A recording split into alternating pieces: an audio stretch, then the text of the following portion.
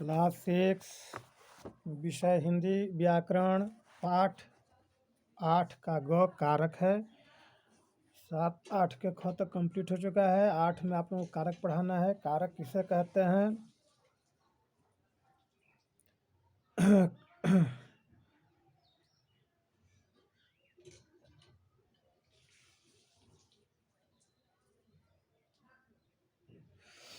संज्ञा या सर्वनाम के जिस रूप से उसका संबंध वाक्य के अन्य पदों के साथ विशेष रूप से क्रिया के साथ जाना जाए उसे हम कारक कहते हैं। कारक के निज चिन्ह भी हैं। कर्ता ने कर्म को कर्ण से संप्रदान के लिए आपादान से संबंध का के की अधिकरण में पे पर संबोधन हे अरे रे इत्यादि, उससे भी हम लोग समझ जाते हैं कि कौन कारक है। कर्ता कारक है, कर्म कारक है, कर्ण कारक इत्यादि। लेकिन कारक के निम्न भेद नीचे भी दिया गया है आप लोगों की किताब में। कारक के कर्ता, कर्म, करण, संप्रदान, आपादान, संबंध, अधिकरण, संबोधन सब कुछ इसमें नीचे दिए गए हैं तालिका के अनुसार। इसमें आप लोग देख सकते हैं और याद भी करेंगे, क्योंकि बिना कारक समझे हुए, ने चिन्ह बिना समझे हुए आप लोग समझ नहीं सकते हैं कौन कारक है। कारक, कर्ता कारक किसे कहते हैं? तो कर्ता कारक शब्द के जिस रूप से क्रिया करने वाले का बोध हो उसे हम कर्ता कारक कहते हैं। जैसे सीता ने खाना बनाया तो ने कर्ता कारक हो गया। मोहन गाता है, माँ से खाना नहीं बना, तो से जो है ये भी कर्ता कारक का चिन्ह ज्ञात करा रहा है। तीन वाक्यों से क्रिया करने वाले पर अधिक बल दिया गया है। कर्ता कारक का चिन्ह है ने, पर इसके चिन्ह से के द्वारा तथा शून्य भी हो सकता है, कहीं कहीं नहीं भी रहता है। इसलिए कर्ता कारक में ने पर सर्ग का प्रयोग केवल भूतकाल की क्रियाओं में ही होता है। ये सीता ने खाना बनाया, ये भूतकाल की बात है कि, लेकिन सीता खाना बना रही है, वहाँ यहाँ पर ने नहीं है। लेकिन समझ जाना है कि अभी वर्तमान में ही सीता बना रही, कर्ता जो है सो सीता ही है। कर्ता का अर्थ होता है करने वाला।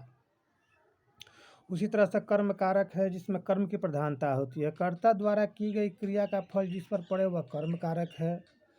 जैसे सिपाही ने चोर को पकड़ा, किसको पकड़ा? तो चोर को पकड़ा। कर्ता कौन है? सिपाही। कर्म क्या है? पकड़ना। किसको पकड़ा? तो चोर को पकड़ा। तो चोर को समझ में आता है कि को जो है वह कर्म कारक है। को निर्देश करता है कि यह कर्म कारक का ये सेंटेंस है। तो इसलिए यहाँ पर हम इस तरह से समझ जाएंगे कि कर्ता कर्म को में द्वितीय विभक्ति संस्कृत में भी लगता है, यहाँ पर कर्म कारक होगा। इस तरह से कर्ण कारक, कर्ण कारक में कर्ता जिस साधन या माध्यम से क्रिया करता है उसे कर्ण कारक कहते हैं। अध्यापिका चौक से लिखती है, तो किससे लिखती है? तो चौक से लिखती है। तो से जो है सो यहाँ पर कर्ण कारक बता रहा है कि दोनों का संयोजक है। अध्यापिका चौक से, हाथ से चौक पकड़ करके लिखती है। इन वाक्यों को ध्यान से देखने पर यह ज्ञात होता है कि चारों वाक्यों को, जैसे अध्यापिका चौक से लिखती है, बच्चे खिलौने से खेल रहे हैं, लता चाकू से सब्जी काटती है, वह बस से जयपुर जाएगा, ये सब से वाक्यों से क्रिया पूरी होने के साधन पर बल दिया गया है। चौक से, चाकू से, खिलौने से, बस से, ये कर्ण कारक का अर्थ है। साधन कर्ण कारक का चिन्ह है क्या? तो से ही पता चलता है। उसी तरह से संप्रदान कारक है। संप्रदान कारक जो है, कर्ता जिसके लिए कुछ कार्य करता है अथवा कुछ देता है उसे हम संप्रदान कारक कहते हैं। संप्रदान का अर्थ होता है देना। संप्रदान कारक के चिन्ह के लिए या को है। अध्यापिका ने छात्र को पुरस्कार दिया, बेटी ने पिताजी के लिए पेन खरीदा। दोनों की क्रिया में संप्रदान कारक का प्रयोग होता है। प्रथम वाक्य में अध्यापिका छात्र को कुछ दे रही है और दूसरे वाक्य में बेटी जो है करता है, बेटी के द्वारा पिता के लिए कुछ कार्य किया जा रहा है। यह संप्रदान कारक का नियम है।